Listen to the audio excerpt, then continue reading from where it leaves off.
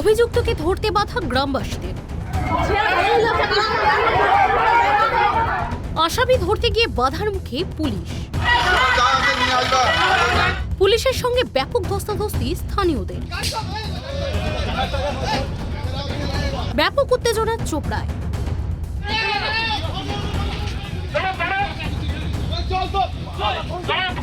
অভিযুক্তকে ধরতে গিয়ে গ্রামবাসীদের বাধার মুখে পুলিশ। পুলিশের সঙ্গে ব্যাপক ধস্তাধস্তির ভিডিও ভাইরাল।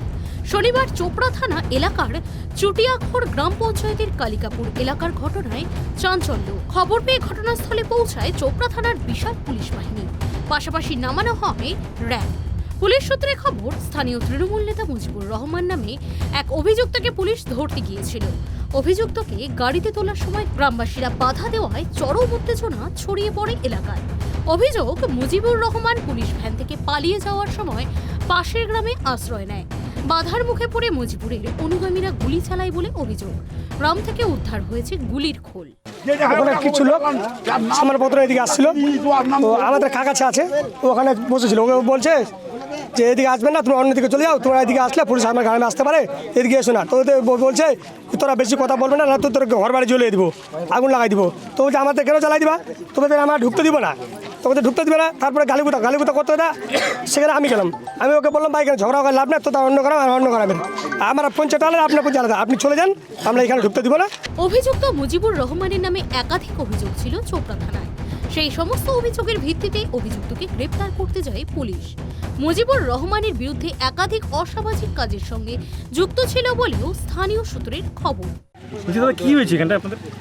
দেখেন, কালিকাপুরে রেড হচ্ছিল পুলিশের, ঠিক আছে। ওখান থেকে কিছু দুষ্কৃতীরা যখন এখান থেকে ভাগে আসে, তারপরে এই গ্রামে ঢুকছিল সামান অস্ত্র নিয়ে। তারপরে এখানে বিরোধ করার সঙ্গে সঙ্গে ওরা এদের উপরে আবার ফায়ারিং চলায়। তো মাঠে যেগুলো ছিল শুয়ে গেছে, সেই জন্য করেনি, কয়েক রাউন্ড ফায়ার করেছে। মোটামুটি এখন 6 থেকে 7 রাউন্ড, ওর মধ্যে 4টা কভার পেয়ে গেছে। আমরা পুলিশকে দিয়ে দিলাম, পুলিশ নিজেই তুলেছে, ওনারকে আমরা দিয়ে দিলাম। কে কারা ফায়ারিং করেছে? নাই, আব্দুলের লোকগুলা যেগুলো ওখান থেকে ভাগে আসছিল, যে একজন মেম্বার মুজিবুলের বাড়িতে রেড হয়, পুরাতন মেম্বার, এস মেম্বার যেটাকে বলে। পুলিশের উপর হামলা নিন্দনীয় ঘটনা বলে দাবি তৃণমূলের জেলা সভাপতি কানাইয়ালাল আগরওয়ালের। আইনের পথে চলবে, আমি খোঁজ খবর নিচ্ছি কি ব্যাপার আছে।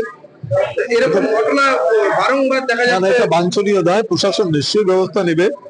আর খোঁজ খবর নিয়ে বিস্তারিতভাবে আপনারা যেটা বললেন আমি খোঁজ নিব। 15 ফেব্রুয়ারি এরকমই ঘটনা ঘটেছিল, সেখানে ডিজি আসার মতো পরিস্থিতি হয়ে গেছিল, পুলিশের উপরে গুলি চলেছিল। এই ফিজা ফ্যান থেকেই কিন্তু পালিয়েছিল সাজ্জাদ, এবং তারপরে আবারও ধরা পড়েছে। সেটা ধরা পড়েছে, সাজ্জাদ মারাও গেছে পুলিশকে গুলি করতে গিয়ে। ঘটনা হয়েছে, ঘটনা যেটা হচ্ছে তদন্ত হচ্ছে, পুলিশ ব্যবস্থা নিচ্ছে। মুজিবুর রহমানের বাড়ি থেকে একটি আগ্নেয়াস্ত্র ও তীর ধনুক উদ্ধার করেছে পুলিশ।